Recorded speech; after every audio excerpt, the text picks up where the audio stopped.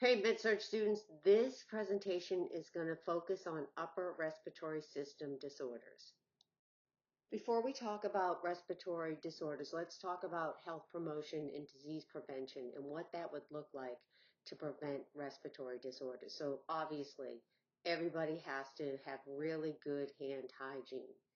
You want to encourage yourself and everybody else to get the required immunizations, for example, seasonal flu, pneumonia, COVID vaccinations. You want to promote smoking cessation because smoking causes a lot of chronic conditions and respiratory conditions. You want to limit alcohol. Just 2 alcoholic drinks per day can lower your immunity. You want to limit exposure to allergens, especially for people that have reactive airways, which we'll talk about in another respiratory lecture. You want to cover your mouth and nose with the tissue when you're coughing. If you do not have a tissue, you're going to turn your head and sneeze or cough into the crook of your arm while coughing. You don't want to cover your mouth with your hands, right? And then not be able to wash them because you use your hands for like everything. So that's important to know too. First condition I'm going to talk about is rhinitis, which is also known as the common cold. You're going to be contagious for 3 days after the start of symptoms first appear. Okay, your goal, this is a viral infection, okay, and everybody wants antibiotics, but antibiotics are not going to help unless they've had it for over longer than 10 days. That means they may need antibiotics because they have developed a secondary bacterial infection. The next condition we're going to talk about is sinusitis. So this is like a sinus infection. And if you've had one before, you know, right? You're going to get a headache. You'll be all clogged up. But I want to show you this picture because I want you to notice how close the sinuses are to the brain, okay? Because people with sinusitis can end up with complications such as meningitis. This is a picture of pharyngitis, which is a sore throat. And pharyngitis can either be bacterial or viral. And if it's streptococcal, we have to worry about them developing meningitis, also rheumatic heart fever, and septicemia. So anyways, and they can also develop glomerulonephritis 7 to 21 days after having streptococcal infection. It's a certain kind of streptococcal infection that can cause this. But as you can see, the throat is red, and if it's bacterial, they'll have exudates on the tonsils, and viral, the throat will just be red. Now let's talk about recognizing cues, okay? With the common cold, rhinitis, they're going to have fever, malaise, and headache, and so is sinusitis and pharyngitis. They're all going to have those 3 symptoms in common. With rhinitis, the common cold, they'll have rhinorrhea, which means a runny nose. It'll either be, the drainage will be clear or purulent, whereas with sinusitis, the drainage is going to be purulent. So they'll have rhinorrhea, but it'll be purulent. NPC stands for non-productive cough. You will see that in both sinusitis and rhinitis. Rhinitis is also going to probably have a sore throat and sneezing, and sinusitis will have tenderness over the sinuses when you palpate them. So that makes sense, right? And then with pharyngitis, it's a sore throat, so they're going to have a dry, scratchy throat, and their throat will be red, okay? In the mucous membranes, the throat, the tonsils, the uvula will all be bright red. Now, generating solutions for these acute conditions. Everybody needs rest when they get sick. They need to increase fluid intake. We like to see 2 to 3 liters, so that's 2,000 to 3,000 milliliters per day. Rhinitis is from a viral infection, so there's no cure. You can't get antibiotics and get better with the common cold. The only time to give antibiotics if it's been longer than 10 days, they may need a culture done because they may have a secondary bacterial infection. Humidifier is good for all kinds of respiratory problems. If the rhinitis is allergic, like I get seasonal rhinitis, an air filter to filter the air for allergens, and stay away from infected people. Everybody should do that. With sinusitis, they may benefit from hot, moist packs like warm towels put on the face. And they'll be on antibiotics for treat the infection for at least 10 days. And they'll take medications they'll take is like decongestants, antihistamines, etc. You learn about that in pharmacology. For the sore throat, they could benefit from warm saline gargles, throat lozenges, and analgesics such as like aminocentephine. You never want to give aspirin to anybody under the age of 18 because if they have a viral infection, that could cause them to have Reye syndrome, and you'll learn about that more in pediatrics. Antibiotics for streptococcal infection. And remember, if somebody is in the hospital with streptococcal infection, they need to be on droplet precautions. All those conditions could present with a fever, and you're going to have a lot of diseases and disorders that present with the fever. So we're going to talk about what is the nurse's role in managing fever. Okay, usually fevers are okay until they get to 102.2, and then they can have sequelae from them like seizures, etc. So you want to administer antipyretics, so acetaminophen, no aspirin to those under 18. I think I mentioned that before. Provide fluids. You're going to be losing a lot of fluids with a fever, so you need to provide the fluids. Prevent your patient from shivering. Don't put ice packs in the groins, in the axilla, okay, which is common practice, because you don't want them to shiver. Shivering increases metabolism, and they're already not going to feel like eating, so you don't want to do that. Provide oral hygiene because our mucous membranes are going to get dry. Trend the temp. So make sure you're taking, if they have a fever, you're taking the temperature more frequently, especially if you give acetaminophen, you want to make sure it was effective. So retake a temp. You'll monitor the WBC, right? The sed rate and electrolytes because they'll be dehydrated. So you're going to look for like a high sodium. And then cultures before antibiotics. We always do cultures, sputum cultures, blood cultures, urine, etc. Okay, you're always going to do the cultures before you send off, before you give antibiotics. Okay, use a cooling blanket if you can, and then you want room temperatures 70 to 80 degrees Fahrenheit. Complications from the upper respiratory acute conditions. So the common cold I had talked about earlier, they can develop a bacterial infection on top of their viral infection. With sinusitis, because of the proximity to the brain, the patient can develop meningitis. Meningitis is an inflammation of the meninges of the brain, and it could increase mortality. So we want to definitely watch out for that.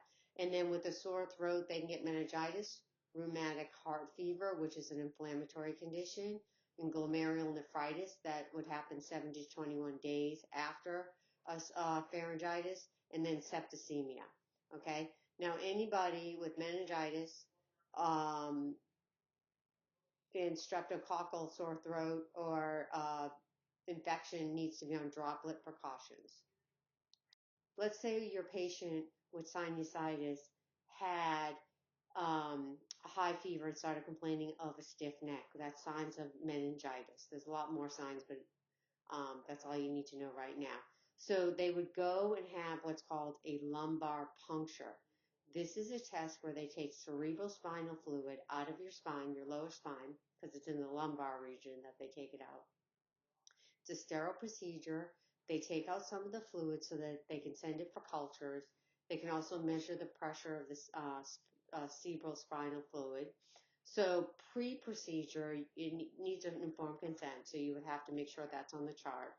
They cannot have one if they have increased intracranial pressure or bleeding disorders.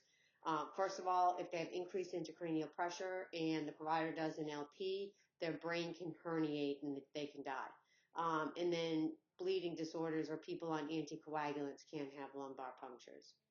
You want the patient to remove all jewelry before the procedure. Like all procedures, you're going to have the patient void, take vital signs, and do a baseline neuroassessment beforehand. The patient is positioned in cannonball position, which means like the fetal position, okay? Post LP, you're going to send the specimens to the lab, vital signs, and do another post neuro assessment so you can compare it to the baseline. Monitor the puncture site, which will be in the lower back. The client has to remain flat to prevent cerebral spinal fluid leakage, usually up to about 12 hours. They'll have to remain flat. Otherwise, they're going to get a terrible spinal headache. And then they have to do like a blood patch, and you don't want that. Nobody has time for that. Okay, so they need to lie flat, drink plenty of fluids because they just took fluid off the brain. So that's going to help also prevent a headache. Okay, cancer of the larynx. Smoking is the leading cause. Smoking and alcohol. Remember, alcohol is a promoter along with smoking promotes cancer growth, right? People that don't eat fruits and vegetables. If people have a history of GERD caused by H. pylori, they are also at risk for cancer of the esophagus and larynx. Environmental conditions include exposure to asbestos, paint fumes, wood, and coal dust. Squamous cell carcinoma is the most common. With cancers of the head and the neck, squamous cell carcinoma is the most common. The treatment includes radiation and surgery, and there's a high cure rate if it's caught early, so that's good news.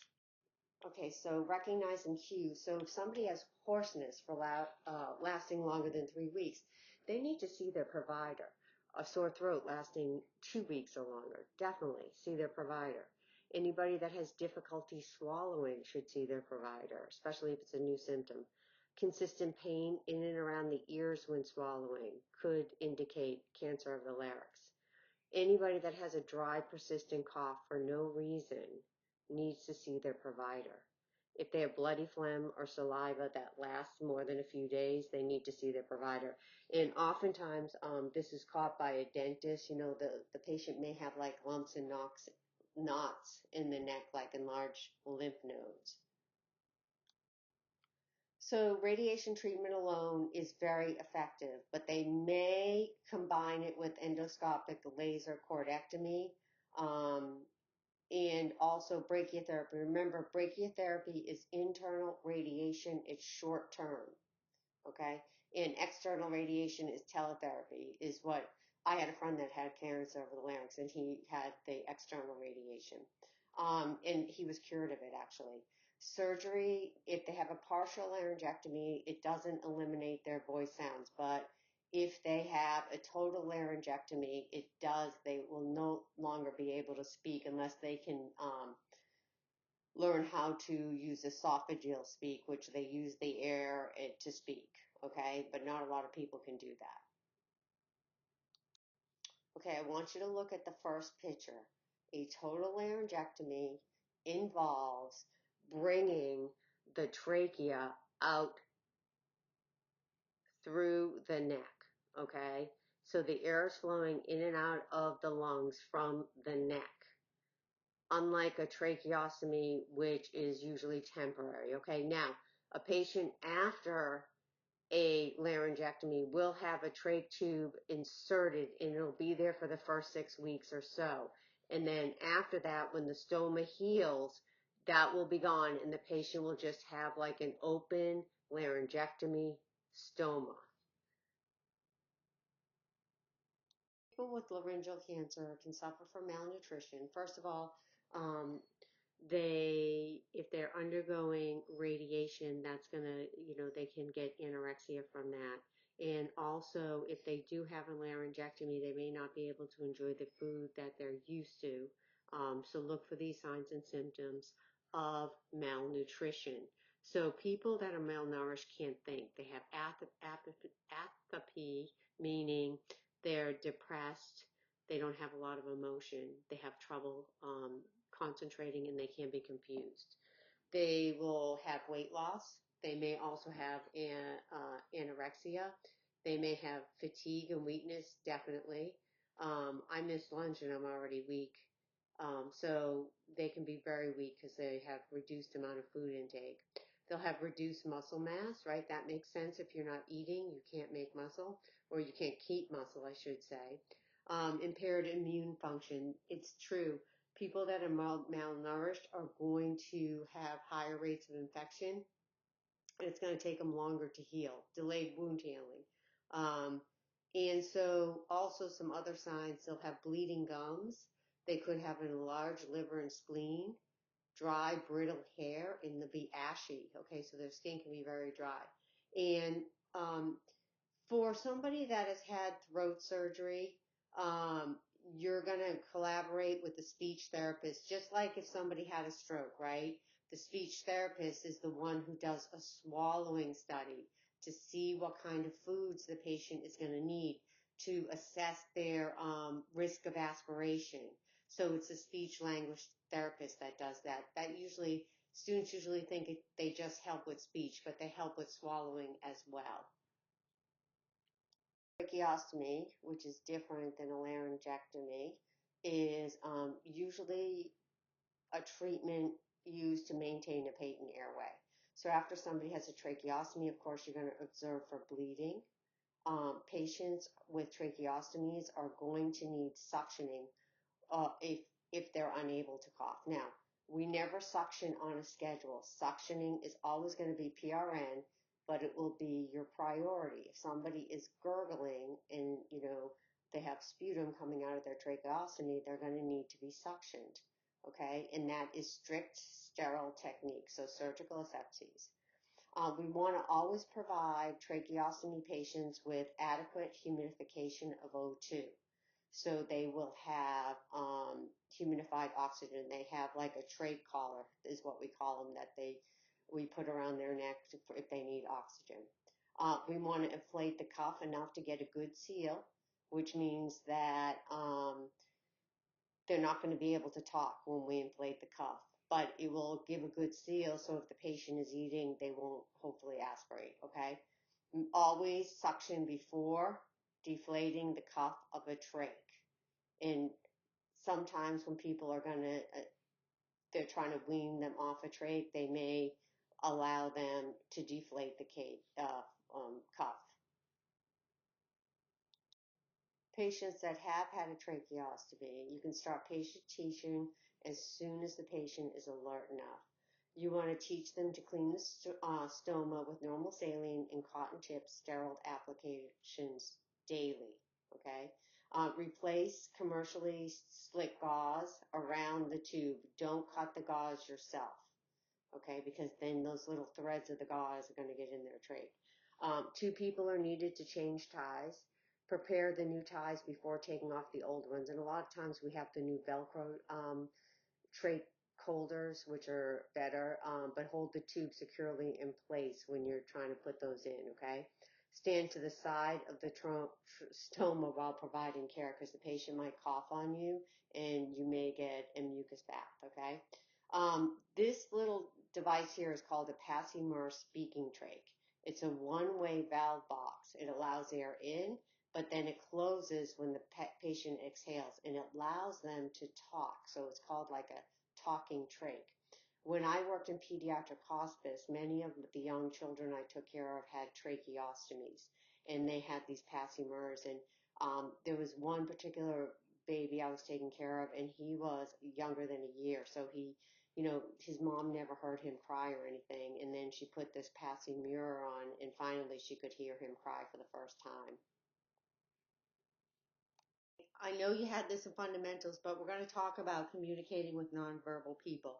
And this would work after somebody's had a laryngectomy. It could also work with patients that are aphasic, patients that are on mechanical ventilation with an endotracheal tube because they cannot talk. With a fresh trach, they won't be able to talk. So these kind of techniques can work in a lot of different situations. So you want to ask yes or no questions to assess somebody's ability to understand you. You want to provide them with an alternative method of communication. Now, in the ICU, we already had like communication boards because that was a common thing that we needed a way to communicate with people that were intubated.